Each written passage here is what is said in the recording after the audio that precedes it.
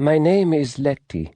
I come from Isa, the fifth largest village in the southern province of the Cole matriarchy.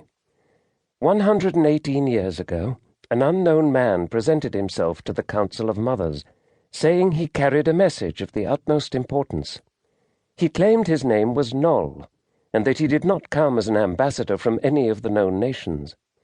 However, many among the mothers thought him a Levantine, a Walat, Thalit, Solen, or some other inhabitant of the Levant, and so it was with suspicion that they prepared to listen to him. Noll expressed himself with ease. He observed the customs and rules of the council as though he had spent his whole life in Cole. The mothers returned his respect, listening to his speech without interrupting him, as tradition demanded. The debates of the council were not recorded in that era, which is why it is difficult to give an exact transcription of their words. Here is an approximation. Honored mothers, I stand before you with good intentions. The wisdom of the council members is legendary, and I hope to earn the honor of your trust, though I must keep secret a great number of things. I cannot say why I am here, nor where I come from. I am bringing my message to all of the rulers of the known world, and I can only hope to convince them to lend credence to utterances I know to be strange. At last, here is my declaration. For a purpose that I cannot make known, I ask that you choose one person from your people, one who is reputed to be among the wisest, and one worthy of representing you. I will meet her on the island of G at dawn on the day of the owl, along with the emissaries from the other nations. We will be safe thereafter, so there is no need to bring too great an escort. They cannot accompany us on our voyage anyway. The wise one whom you choose will only be absent for a few decades. A boat shall await her return at the same place on the day of the earth. What will happen upon her return is not yet written. I can only tell you that an important decision will have been made, and that the outcome will be shared with you. I have finished, and I sense your questions. Do not ask them in vain, honored mothers, as I cannot answer them.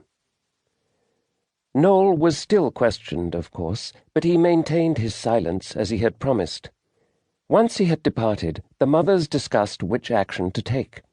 Some of the younger ones, whose husbands were still fighting alongside the Lorelian troops, demanded that they hunt down the stranger, or hold him prisoner until they learned more.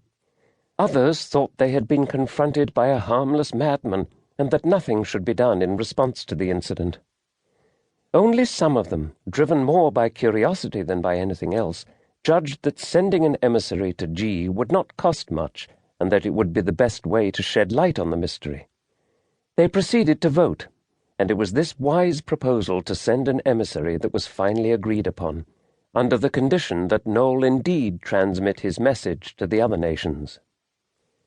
Confirmation came from the Junine ambassador, who some days later reported a similar encounter between Noll and an assembly of barons from the small kingdoms.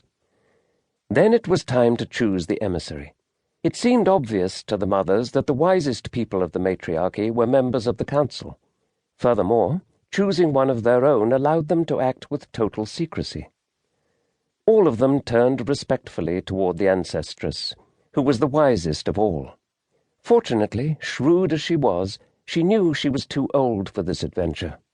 Hence, she asked for volunteers to come forward, not those who called themselves wisest, which would have been vain, but those who considered themselves to be the most devoted. 4 mothers offered to represent Cole, and Tiramis was elected from among them. Tiramis is my ancestress. She is the mother of the mother of the mother of my mother, the grandmother of my grandmother. It was decided that a man would accompany her for protection. They chose Yon, who was the 3rd son of the ancestress, and who they knew to be strong and devoted. To convince Noll to accept the 2nd emissary, Yon was put forth as the representative of the masculine population of Cole, which could have been true after all.